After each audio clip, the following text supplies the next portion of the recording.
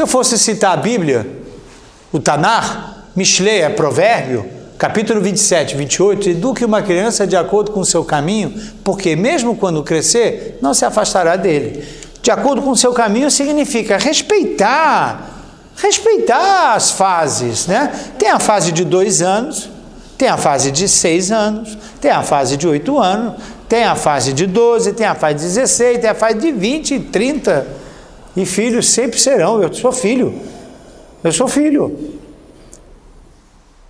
Interessante isso, né? A família judaica traz uma dinâmica peculiar. Eu sou avô e filho.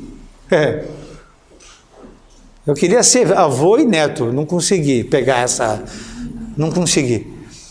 Porque eu vou mostrar que isso está faltando na sociedade geral. E nós, judeus, temos que nos fortalecer para mostrar ao mundo como é bonito isso. Eu vou mostrar por quê, vou demonstrar por que isso é bonito. Então, eduque a criança de acordo com o seu caminho. Você tem que já exercer o seu papel de pai e mãe desde pequeno, para quando ele crescer, ele não vai se afastar daquilo que você planejou. Vamos andar. Ora, primeira coisa que eu gostaria de falar, uma coisa é educação, outra coisa é escolarização. Eu sei que hoje há um debate muito intenso se escola educa também ou não. Uma discussão. Eu não sei se vão chegar que nem o pensamento rabínico no Halachá. Qual é a conclusão disso? Porque falam para cá, fala para lá, fala para cá. Tendências. Mas uma coisa para mim está muito claro. Muito claro. Educação é em casa. Ponto. Escolarização é na escola.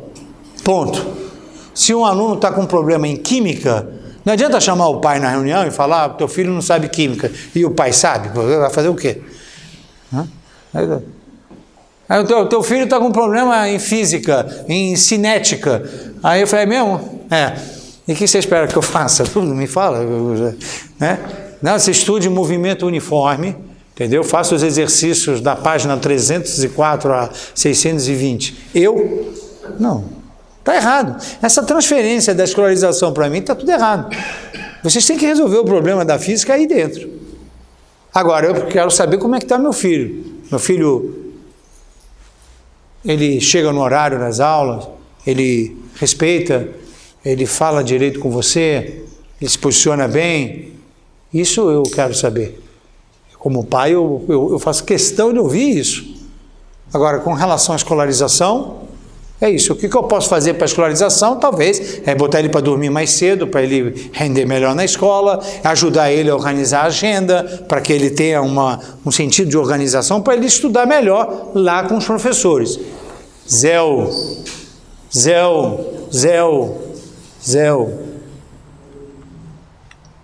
Esta é a minha opinião.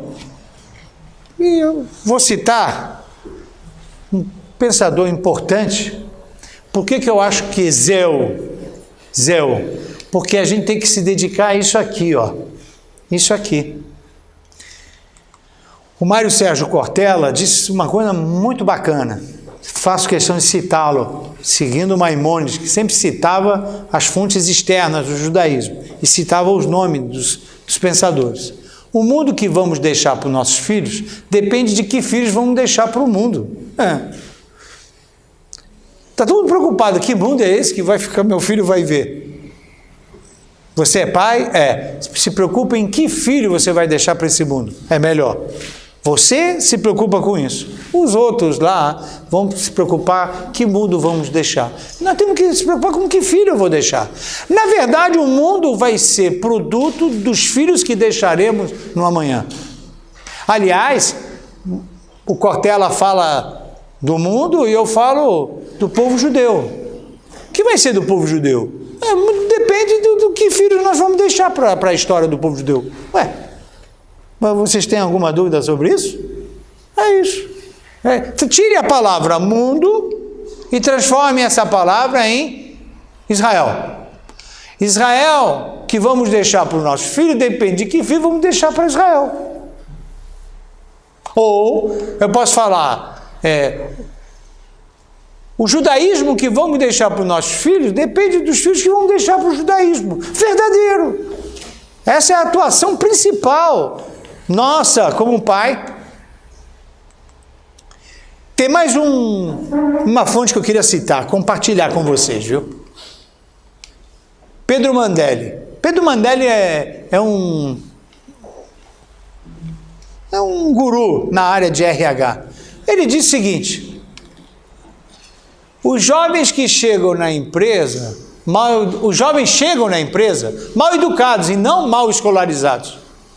Os jovens não aceitam hierarquia, não têm paciência para os processos e não são persistentes. É ele que falou. Aí já estou falando dos filhos com 27 anos, com 26 anos.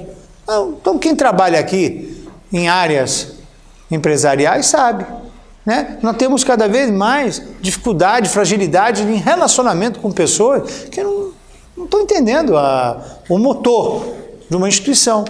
Então, segundo ele, cito a fonte, o pessoal chega mal educado e não mal escolarizado. E todo mundo fica voltando as setas para a escolarização. De novo, não que saiu os índices aí do IDEB, né, do ensino médio no Brasil, está tudo muito fraco.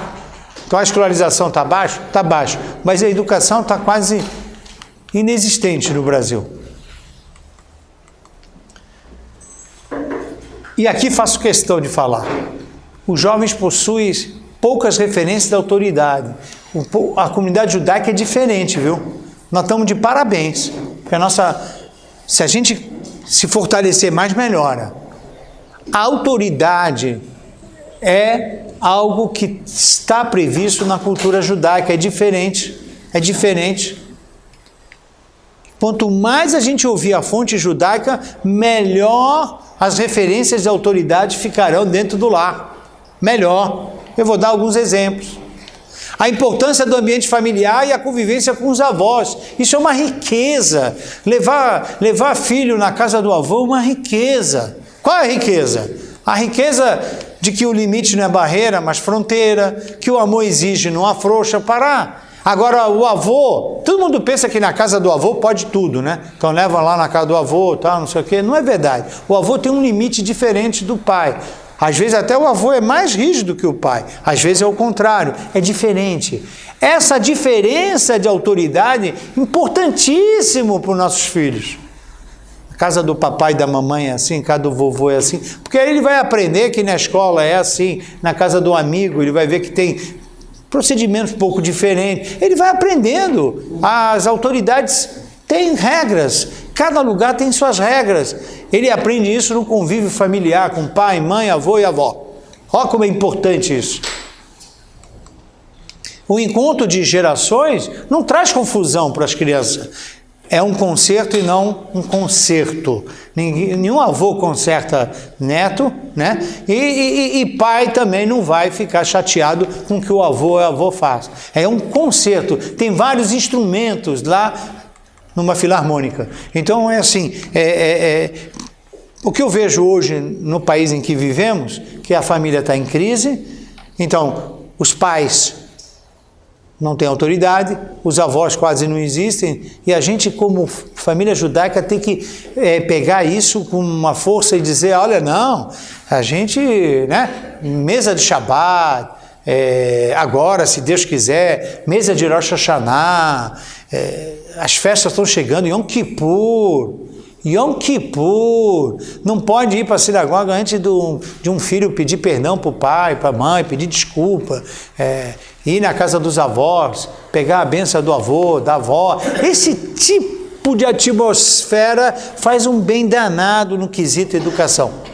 Aliás, quero dizer, tanto quando eu dirigi a escola no Rio de Janeiro, quando aqui em São Paulo, todos os anos que eu ia falar numa assembleia de crianças, de jovens, na véspera de Yom Kippur, eu repetia sempre a mesma coisa. Aliás, o pessoal de ensino médio já tirava até, como eles usam a expressão, tiravam sarro da minha cara. Né? Lá veio o Rabino Simon. Quer ver que ele vai falar que tem que pedir desculpa para o pai e a mãe? Vai lá, peraí.